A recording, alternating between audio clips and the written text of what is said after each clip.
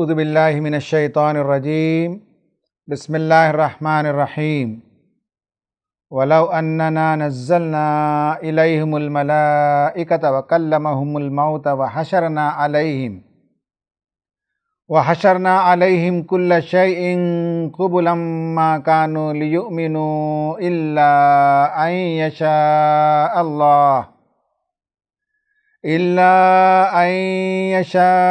اللہ ولکن اکثرہم یجہلون۔ صدق اللہ العظیم۔ خواتین و حضرات، یہ 8واں پارہ ہے۔ اس پارے پر ایک نظر ڈالتے ہیں۔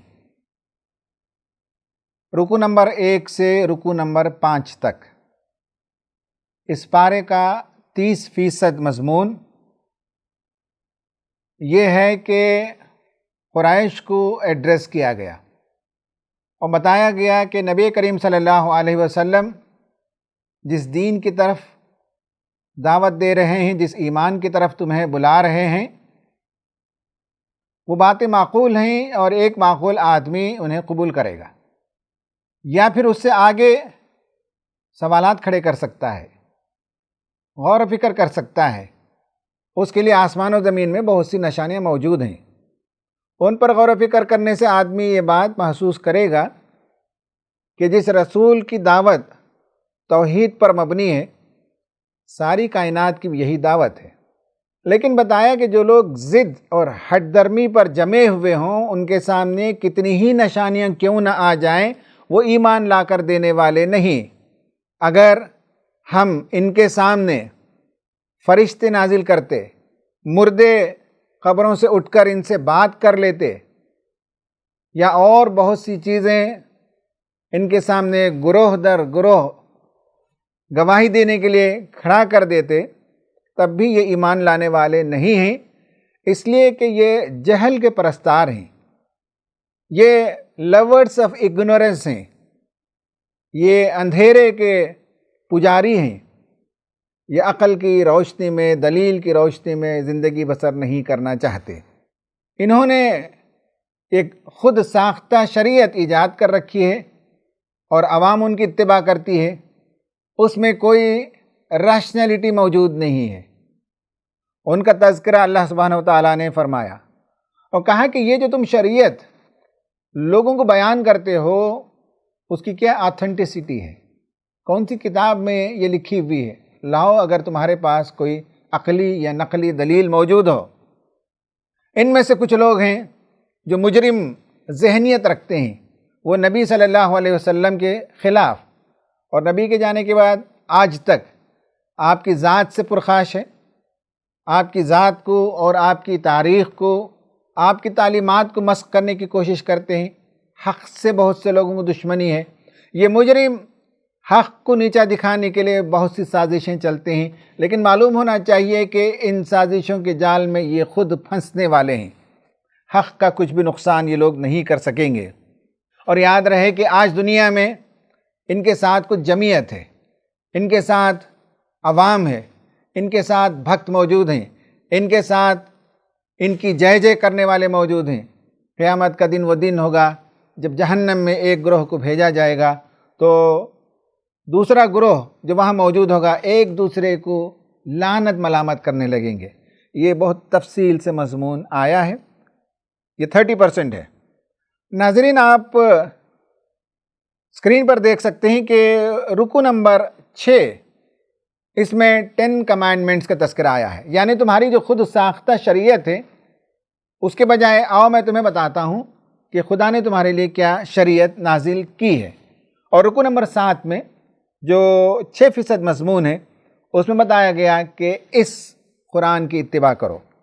اس کے بعد دوسری سورت اعراف شروع ہوتی ہے، رکوع نمبر 8، اس میں اللہ تبارک و تعالیٰ نے وہی بات بیان کی کہ قرآن جو تمہارے لیے آخری ہدایت نامہ ہے اس کی اتباع کرو، اور یہ یاد رہے کہ یہ کوئی کھیل مذاق کی بات نہیں ہے۔ اگر اس کی اتباع نہیں کرو گے تو دنیا میں بھی عذاب کا مزہ چکھو گے اور آخرت میں بھی دردناک عذاب تمہارا انتظار کر رہا ہے۔ رکوع نمبر 9، 10 اور 11 یعنی 18% مضمون اس میں حضرت آدم علیہ السلام کا اور شیطان کا قصہ بیان کیا ہے کہ کس طرح سے شیطان جو ازلی دشمن ہے اس نے اکسایا دونوں کو۔ ایک درخت جس کے پھل کھانے سے منع کیا گیا تھا، وہ اکساہٹ میں دونوں آ گئے، آدم اور حوا، اور پھل کو چکھ لیا، جس کے نتیجے میں ان کے کپڑے اتروا دیے گئے۔ پھر اس کے بعد جنت کے پتوں سے وہ اپنی شرمگاہوں کو چھپانے لگے، اور جو ٹیسٹ مقصود تھا کہ انسان شیطان کی باتوں میں کیسے آ جاتا ہے، نفس کی اکساہٹوں میں آ جاتا ہے، وہ ٹیسٹ جب پورا ہوا تو اس کے بعد اللہ تعالیٰ اپنے منصوبے کے مطابق زمین پر آدم و حوا کو بھیج دیا۔ رکو نمبر 12 اور 13، یہ 12% مضمون ہے، اس میں اعراف والوں کا واقعہ بیان کیا گیا ہے۔ اعراف ایک ایسی جگہ ہے چونکہ یہ آیتیں متشابہات ہیں، آخرت سے متعلق ہیں، تو میٹافوریکل لینگویج میں بیان کیا گیا کہ جنت اور جہنم کے بیچ میں ایک دیوار ہے، اور اس دیوار پر اللہ کے برگزیدہ بندے، جو بڑے اسکالرز، جو دنیا میں بہت بڑے بڑے لوگ تھے، انہیں لایا جائے گا۔ وہ دونوں طرف مشاہدہ کریں گے، جنتیوں کو بھی دیکھیں گے، جہنمیوں کو بھی دیکھیں گے۔ جہنمیوں سے بات کریں گے اور کہیں گے کہ تم تو جنتیوں کے بارے میں دنیا میں غلط رائے رکھتے تھے، آج تمہیں پتہ چل گیا کہ وہ کامیاب ہو گئے، اور دنیا میں جو تمہیں ناز تھا کہ تم کامیابی کی راہ پر گامزن ہو، آج تمہیں پتہ چل گیا کہ جہنم کے گڑھے میں آ کر گر گئے۔ یہ مکالمہ، یہ ڈائلاگ جنتیوں سے بھی جہنمیوں سے بھی اس کا ذکر آیا ہے۔ بہت ویوڈ پکچر اللہ تعالیٰ نے پیش کیا جس سے رونگٹے کھڑے ہو جاتے ہیں۔ رکو نمبر 14 جو 6% مضمون میں، اس میں مخاطبین کو بتایا گیا کہ ایک پروردگار ہے، اسی کی عبادت کرو، اسی کی پوجا کرو، اسی کو پکارو، وہی ہے جو تمہارے لیے دن اور رات لے آتا ہے، وہی ہے تمہارے لیے بارش برساتا ہے، وہی ہے جو تمہارے لیے خوراک کا انتظام کرتا ہے۔ رکو نمبر 15، 16، 17 اور 17 کے بعد اور آدھا رکو، اس میں حضرت نوح علیہ السلام کا تفصیل سے قصہ آیا، قوم عاد کا، قوم سمود کا، قوم شعیب کا قصہ آیا۔ خواتین و حضرات، یہ ایک نظر ہم نے ڈالی ہے پارے پر۔ اب ہم آتے ہیں آج کے 2 اسباق پر۔ سبق نمبر 1 آج کا، رمضان کا سبق نمبر 15، وہ ہے 10 کمانڈمنٹس۔ اس پر ہم بات کریں گے۔ آپ اسکرین پر دیکھ سکتے ہیں کہ نبی کریم صلی اللہ علیہ وسلم نے مکہ کے لوگوں سے کہا کہ تم نے جو شریعت ایجاد کر رکھی ہے اس کے بجائے آؤ میں تمہیں بتاتا ہوں کیا چیزیں ہیں۔ پہلے تو ان 10 باتوں کو دیکھ لیجئے جو قرآن نے بیان کیا ہے، پھر ہم ذرا تفصیل سے بات کریں گے۔ نمبر 1 یہ ہے کہ اللہ کے ساتھ کسی کو شریک نہ کرو۔ نمبر 2 یہ کہا گیا کہ ماں باپ کی اطاعت کرو، حسن سلوک کرو۔ تیسرا یہ فرمایا گیا کہ اپنی اولاد کو قتل نہ کرو۔ چوتھے نمبر پر بیان کیا گیا کہ زنا یا فحش کے قریب بھی نہ جاؤ۔ 5ویں نمبر پر کہا گیا کہ انسانی جانوں کو قتل نہ کرو۔ 6 نمبر پر کہا گیا کہ مال یتیم کے پاس نہ پھٹکو۔ 7ویں نمبر پر کہا گیا کہ ناپنے اور تولنے میں قسط اور انصاف کے ساتھ ناپنا اور تولنا چاہیے، اس کا لحاظ رکھو۔ اور اس کے بعد یہ کہا گیا کہ جب تم اپنے رشتہ داروں کے سلسلے میں بھی کوئی بات کرو تو عدل کی بات کرو۔ اور 9ویں نمبر پر یہ کہا گیا کہ جو عہد کرو اسے پورا کرو۔ اب رہا یہ کہ 10واں نمبر، وہ قرآن میں اور دوسری جگہ وہ بات آئی ہے کہ خرچ کرنے کے معاملے میں اعتدال کی راہ اختیار کرو۔ یہ چارٹ آپ نے اسکرین پر دیکھ لیا۔ اب ہم تفصیل سے بات کرتے ہیں اس موضوع پر۔ حضرت موسیٰ علیہ السلام کو وادی سینا میں بنی اسرائیل کو لے جانے کے بعد اللہ تبارک و تعالیٰ نے طلب فرمایا، اور 40 دن عبادت میں گزارنے کے بعد اپنی قوم کی طرف لوٹ کر آئے تو اللہ تبارک و تعالیٰ نے 10 احکامات 10 یا 10 کمانڈمنٹس اللہ تعالیٰ نے ٹیبلٹ میں، پتھر کی تختیوں میں لکھ کر دیا۔ وہ لے کر اپنی قوم کی طرف آئے۔ آج بھی دنیا میں وہ 10 کمانڈمنٹس بہت مشہور ہیں۔ 10 بنیادی باتیں ہیں۔ یہ 10 بنیادی باتیں دیگر مذاہب کی تعلیم میں بھی آپ تلاش کر سکتے ہیں۔ قرآن کے اندر بھی انسانی سماج کو جن بنیادوں پر اٹھانا ہے، انسانی سماج کی بہبودی جن باتوں میں مضمر ہے، انسانی سماج فلاح اور ترقی کی راہ پر کب گامزن ہو سکتا ہے، اس کے جو اہم ترین پوائنٹس ہیں وہ 10 پوائنٹس ہیں۔ کبھی وہ 8 اور 9 میں سکڑ کر بیان کر دیے گئے، کبھی ان کی تفصیلات بیان کی تو 12-14 پوائنٹس میں اس کا تذکرہ آیا۔ پہلی مرتبہ یہاں سورہ انعام میں، اس کے بعد سورہ بنی اسرائیل میں دیکھیں گے، سورہ شورا میں بھی دیکھیں گے، سورہ نجم میں بھی ان احکامات عشرہ کی تعلیمات کو آپ دیکھیں گے۔ نمبرز میں فرق ہو سکتا ہے، ڈیٹیلنگ میں فرق ہو سکتا ہے، لیکن بنیادی 10 باتیں ہیں جن کا تذکرہ اللہ تبارک و تعالیٰ نے کیا۔ اس میں پہلی بات توحید کی ہے، وَلَا تُشْرِكُوا، اللہ تعالیٰ کے ساتھ کسی کو شریک نہ ٹھہراؤ۔ ناظرین، آپ کو میں یہ بات باور کراؤں کہ شرک اور توحید کے موضوع پر جو باتیں ہمارے درمیان یا ہمارے سماج میں ہوتی ہیں، وہ قرآن کے توحید کی باتوں کا ایک چھوٹا سا حصہ ہے۔ قرآن اصل میں جس چیز پر اسٹریس کرتا ہے وہ یہ کہ ساورین کون ہے، کس کا اقتدار اعلیٰ لوگ تسلیم کریں۔ دنیا میں یا تو عوام کو مقتدر مانا جاتا ہے، ساورین مانا جاتا ہے، عوام جو کہیں وہ جائز، عوام جس کی تمنا کریں وہ قانون بنے گا، عوام جس چیز کو منع کریں وہ قانون میں پابندی لگا دی جائے گی۔ عوام مقتدر ہوتے ہیں۔ بعض جگہ مذہبی جو ذمہ دار ہوتے ہیں، مذہبی جو شخصیتیں ہوتی ہیں، وہ قانون سازی کرتی ہیں۔ اسلام کا تصور یہ ہے کہ قانون ساز اللہ تبارک و تعالیٰ ہے، ساری کائنات میں اس کے احکامات تکوینی چلتے ہیں، احکامات تشریعی بھی اسی کے چلیں گے۔ پرنسپل جو کائنات جس پر چل رہی ہے، جو یونیورسل نیچرل لاز ہیں، وہی خدا ہماری زندگی کے لیے بھی لا دے گا، کوڈ دے گا، قانون دے گا۔ یہ بات لوگ مس کر جاتے ہیں، توحید میں صرف پوجا پاٹ کی بات کرتے ہیں۔ توحید کا بہت بڑا ڈائمنشن ہے کہ دنیا میں زندگی کیسے بسر کریں، حلال کیا ہے، حرام کیا ہے، معیشت میں کیسی زندگی ہونی چاہیے، سیاست میں قانون سازی کیسے ہونی چاہیے، بین الممالک اختلافات میں ڈیبیٹ اور ڈسکشن ہو، بارگیننگ ہو تو اس کی بنیادیں کیا ہوں گی، سماج کو کن بنیادوں پر تعمیر کیا جائے گا۔ ان سب کے لیے قوانین اللہ تبارک و تعالیٰ نے قرآن مجید میں دیے ہیں۔ اس سے پہلے اس نے جتنی کتابیں نازل کی اس میں بھی سماج کی بھلائی کے لیے قوانین اور لاز اللہ تعالیٰ نے دیے ہیں، ان کی اتباع کرنی چاہیے۔ جن لوگوں کی نگاہ قرآن میں ہو وہ جانتے ہیں کہ یہ جو آیت آئی ہے جس میں اللہ تبارک و تعالیٰ نے فرمایا قُلْ تَعَالَوْا أَتْلُوا مَا حَرَّمَ رَبُّكُمْ، یہ جو قُلْ تَعَالَوْا، آؤ میں تمہیں بتاتا ہوں، یہ نبی کریم صلی اللہ علیہ وسلم نے ارشاد فرمایا۔ اس سے اوپر 2 رکوع تک جو مضمون چل رہا ہے وہ یہ کہ انسانوں نے ہر زمانے میں اپنے عوام کو گمراہ کرنے کے لیے بہت سی گنجلک پیچیدہ شریعتیں ایجاد کر رکھی تھی۔ مکہ کے لوگوں نے جو شریعت ایجاد کر رکھی تھی وہ عجیب و غریب شریعت تھی۔ جب فصل تیار ہوتی تو اس کے 2 حصے کرتے، اور ایک خدا کے لیے، ایک ان کے بھگوان کے لیے۔ بھگوان کے حصے میں کمی نہ ہونے پائے، فصل میں اگر کمی ہو جائے تو بھگوان کا حصہ تو پورا کا پورا دیا جائے گا۔ جو معبودان باطل ہیں، جو فالس جو گاڈ جن لوگوں نے کریٹ کر رکھے تھے، ان کا حصہ تو پورا دیا جائے گا، اس لیے کہ وہ پتھر کے بت تو نہیں کھاتے، وہ سب جاتے ہیں اصل میں مذہبی جو ذمہ دار ہیں ان کو ملتا ہے۔ اور خدا کا حق اگر فصل میں کمی ہو گئی تو خدا کے حق میں کمی کر دیتے تھے، یا ڈویژن کرتے وقت اگر کم و بیش ہو جائے تو خدا کا حق مار دیا جا سکتا ہے، لیکن بتوں کا حق نہیں مارا جائے گا۔ جانوروں کے بارے میں عجیب و غریب پیچیدہ فلسفہ انہوں نے ایجاد کر رکھا تھا کہ فلاں اونٹ کے پیٹھ پر سوار کرنا حرام ہے، اس لیے کہ اس سے کئی 3 یا 4 جنریشنز پیدا ہو گئے۔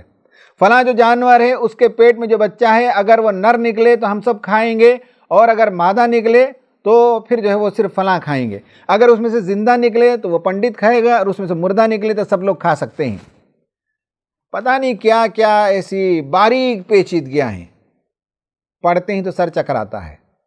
لوگوں کو یہ کہا جاتا تھا یہ شریعت ہے، قرآن پوچھتا ہے لاؤ شریعت اگر ہے تو دلیل لے آؤ، نقلی دلیل لے آؤ، کس نے کہا؟ جانوروں کے بارے میں تمہارا یہ خیال، گوشت کے بارے میں تمہارا یہ خیال، یہ جانوروں پر سواری کرنے کے سلسلے میں تمہارا یہ خیال، اور اناج کے پکنے اور فصل کے توڑنے کے بعد جو تقسیم کرتے ہو اس میں جو ناروا تقسیم کرتے ہو، ان سب کے بارے میں عقلی یا نقلی دلیل ہو تو لے آؤ۔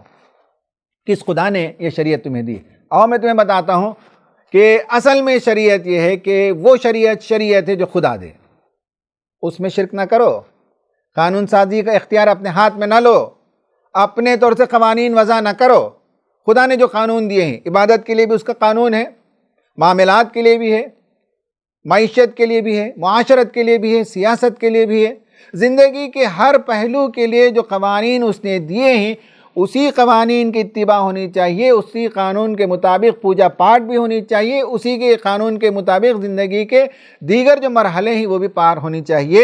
تو کہا کہ آؤ میں تمہیں بتاتا ہوں کہ تمہارے رب نے کن چیزوں کو حرام قرار دیا، تم نے یہ جو خود ساختہ حرمتوں کی فہرست تیار کر لی ہے اس کے بجائے آؤ میں تمہیں بتاتا ہوں۔ اللہ تشرکو بہ شیئا، نمبر ایک ہے کہ اللہ تعالیٰ کے ساتھ کسی کو شریک نہ ٹھہراؤ، خدا کی ذات میں کسی کو شریک نہیں ٹھہرانا، خدا کے صفات میں کسی کو شریک نہیں ٹھہرانا، خدا کے حقوق میں کسی کو شریک نہیں ٹھہرانا، اور خدا کے اختیارات میں کسی کو شریک نہیں ٹھہرانا۔ خدا کی ذات، خدا کی صفات، خدا کے حقوق، خدا کے اختیارات کامل پوری یکسوئی کے ساتھ واحد خدا کے لیے یہ وقف ہونا چاہیے، اس تصور میں کسی اور چیز کی آمیزش نہیں ہونی چاہیے، یہ توحید ہے۔ دوسرے نمبر پر کہا کہ ماں باپ دنیا میں خدا کے بعد عظیم ترین ہستیاں ہیں، ان کے ساتھ حسن سلوک کرنا، ان کے حقوق ادا کرنا، ان کے ساتھ نرم گفتگو کرنا، ان کے لیے رحمت کے پر بچھائے رکھنا، ناگوار گفتگو نہیں کرنا، تلخ رویہ اختیار نہیں کرنا، یہ تعلیمات اور بھی جگہ آئی ہیں۔ نمبر 3 یہ کہا گیا کہ اولاد کو قتل نہ کرو۔ اس زمانے میں لوگ ڈھیٹ تھے، اپنے بچوں کو پیدا ہونے کے بعد قتل کر دیتے تھے۔ آج پیدا ہونے سے قبل فیٹس ہی میں مار دیا جاتا ہے، اور اس کی ایک وجہ یہ ہوتی ہے کہ غربت۔ لوگ سمجھتے ہیں کہ ہماری آمدنی کم ہے اور ہم کیسے اور بچوں کی پرورش کر سکتے ہیں، اس لیے وہ فیٹس ہی میں مار دیتے ہیں۔ بہت ہی گھناؤنا عمل کرتے ہیں، بہت ہی پینفل کام ہوتا ہے، اس سے بچنا چاہیے۔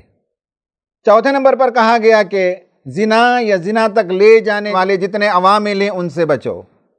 آج دنیا میں اس کی راہیں بہت وسیع اور کشادہ ہو گئی ہیں، اس سلسلے میں چوکنا ہونے کی ضرورت ہے اور بتانے کی ضرورت ہے کہ زنا ہی کا عمل نہیں، زنا تک لے جانے والے جتنے فیکٹرز ہیں، جتنے راستے ہیں، جتنے انٹرٹینمنٹ ہیں اور جتنی اور نئی ایجاد شدہ چیزیں ہیں ان سے بچنا چاہیے۔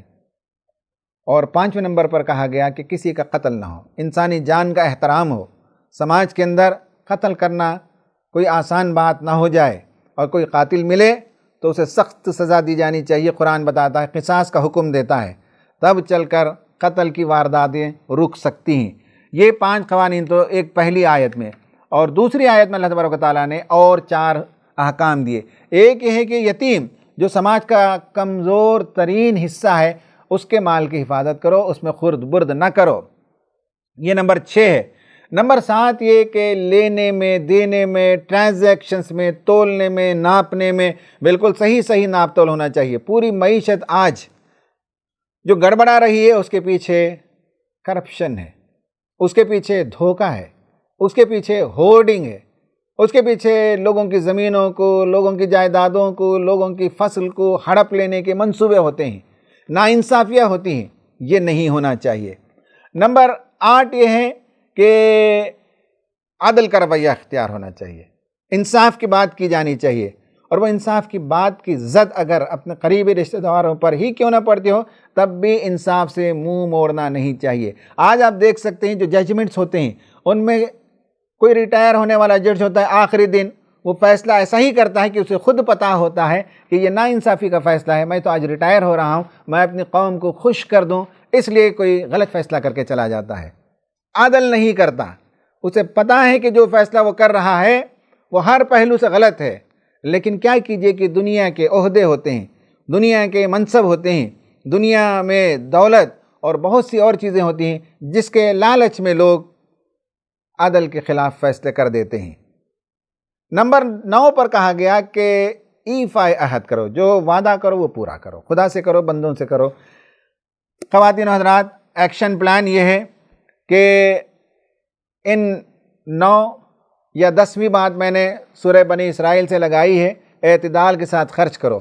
ان باتوں پر غور کیجئے، اس فہرست کا مطالعہ کیجئے، ان میں سے جن چیزوں پر آپ کو امپروومنٹ کی ضرورت محسوس ہوتی ہے وہاں ایک ٹک لگائیے تاکہ اس پہلو سے آپ کے اندر امپروومنٹ ہو، اور جس پہلو کے بارے میں آپ کا خیال ہے کہ میں اس کی اتباع کر رہا ہوں وہاں ٹک لگائیے۔ اللہ کا شکر ادا کیجئے کہ 10 کمانڈمنٹ میں سے بعض چیزوں پر آپ عمل کرتے ہیں اور بعض باتیں وہ ہیں جن پر توجہ دینے کی ضرورت ہے۔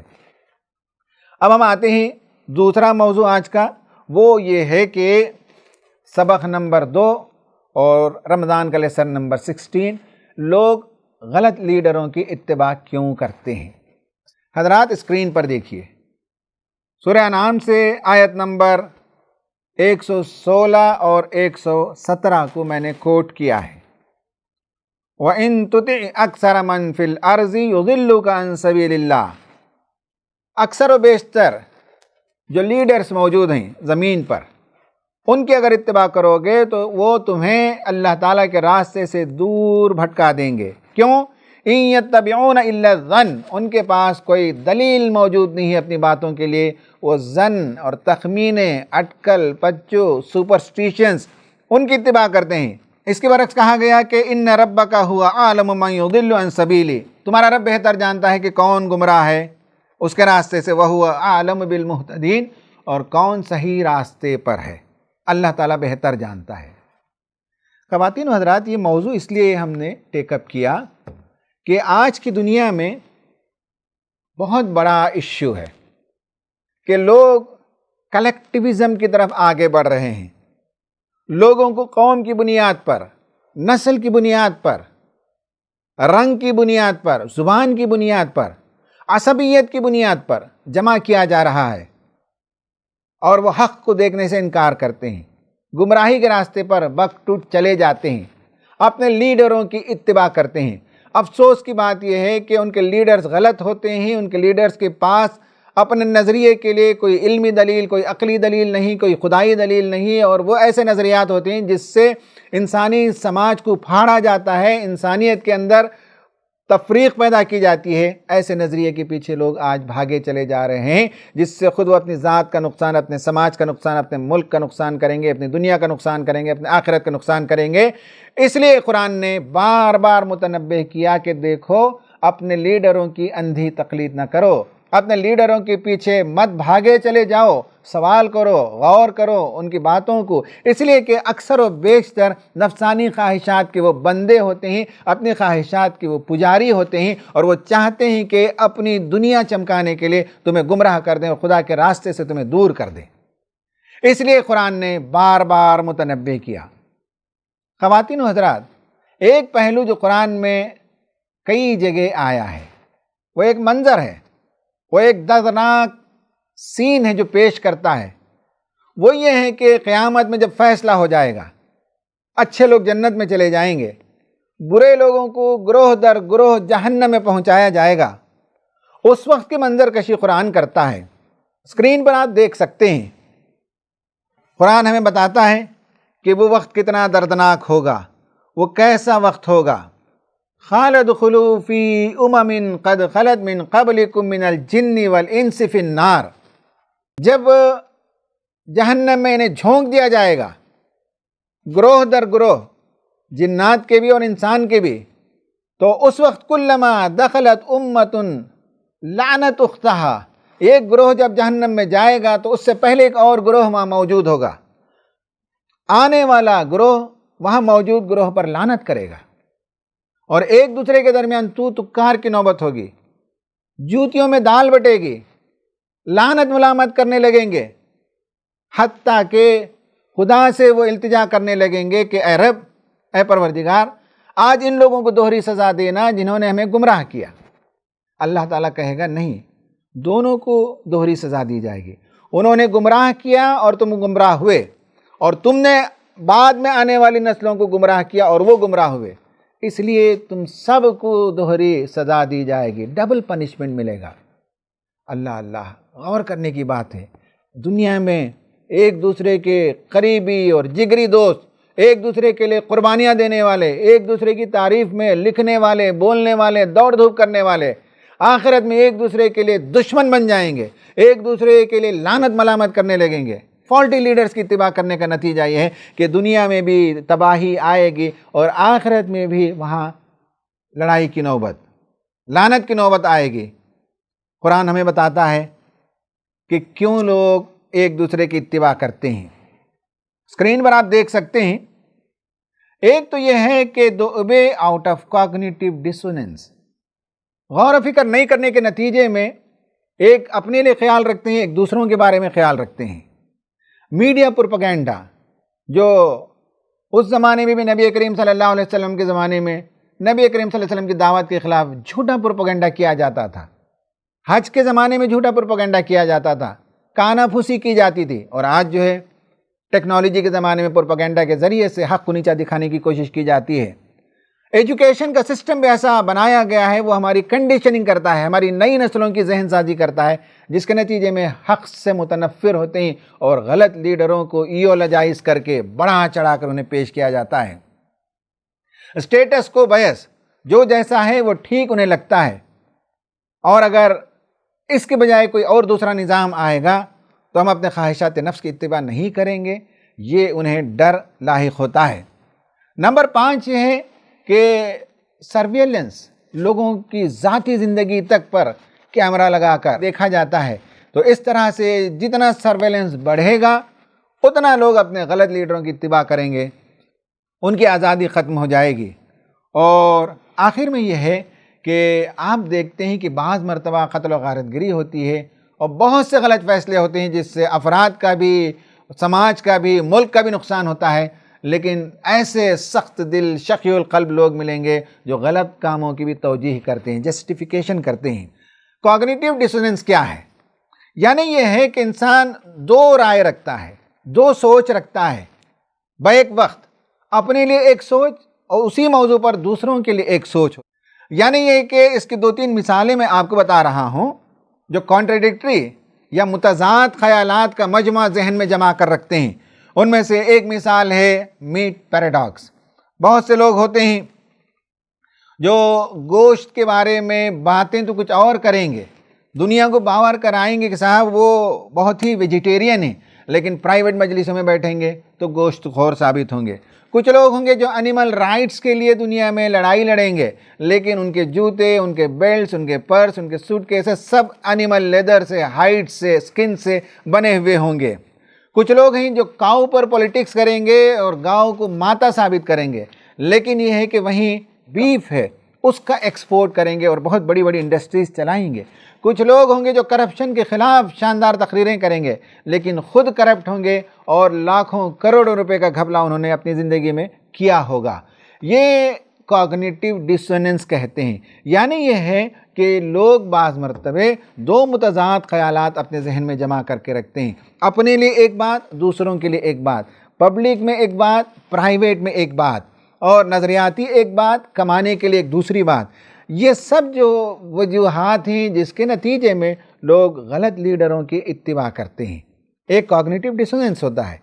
یعنی جانتے ہوئے کہ یہ ہمارا لیڈر قاتل ہے، جانتے ہوئے کہ یہ سماج کے لیے نقصان دہ ہے، اس کے باوجود اس کی اتباع کرتے ہیں۔ وہ وجہ یہی ہے کہ ذہن میں دو تصورات ہوتے ہیں، اور بھی بہت سی وجوہات ہیں، جیسے میں نے بتایا کہ تعلیم بھی ایک وجہ ہے، اور پروپیگنڈا بھی ایک وجہ ہے، اسٹیٹس کو کا بیس بھی ایک وجہ ہے، اور بہت سی وجوہات کی بنیاد پر لوگ غلط لیڈروں کی اتباع کرتے ہیں، جس کے نتیجے میں دنیا کو بھی وہ آگ کا الاؤ بنا دیتے ہیں اور جہنم کی آگ میں آخرت میں جا کر گریں گے۔ یہ صورتحال ہے۔ ایکشن پلان کیا ہے؟ ایکشن پلان یہ ہے، کال یا اسپیڈ یا اسپیڈ۔ انسانوں کو راست روی کا رویہ اختیار کرنا چاہیے، جو غلط ہے اسے غلط کہنا چاہیے، بولنے کا انداز اچھا ہو، بولنے کا طریقہ اچھا ہو، حکیمانہ ہو، مدلل ہو، سائنٹیفک ہو، لیکن جو بات غلط ہے اسے غلط کہنا چاہیے۔ دوسرا یہ ہے کہ اوپینین بلڈنگ، صحیح بات کے لیے لوگوں کی رائے سازی کی جائے، ذہن سازی کی جائے، صحیح آرٹیکلز لکھے جائیں، صحیح باتیں کی جائیں، تاکہ لوگوں کو معلوم ہو کہ سماج کے لیے مفید نقطہ نظر کیا ہے اور سماج کے لیے نقصان دہ ویو پوائنٹس کیا ہو سکتے ہیں۔ اور آخر میں یہ ہے کہ اسٹینڈ اپ فار جسٹس، حق کی گواہی دینے کے لیے، عدل و انصاف کے لیے دنیا میں ہمیں کام کرنا چاہیے، متحرک ہونا چاہیے، ایکٹیو ہونا چاہیے، اللہ سے دعا ہے کہ اللہ تبارک و تعالی ہمیں ان باتوں پر عمل کرنے کی توفیق عطا فرمائے. آمین. وآخر دعوانا ان الحمد للہ رب العالمین.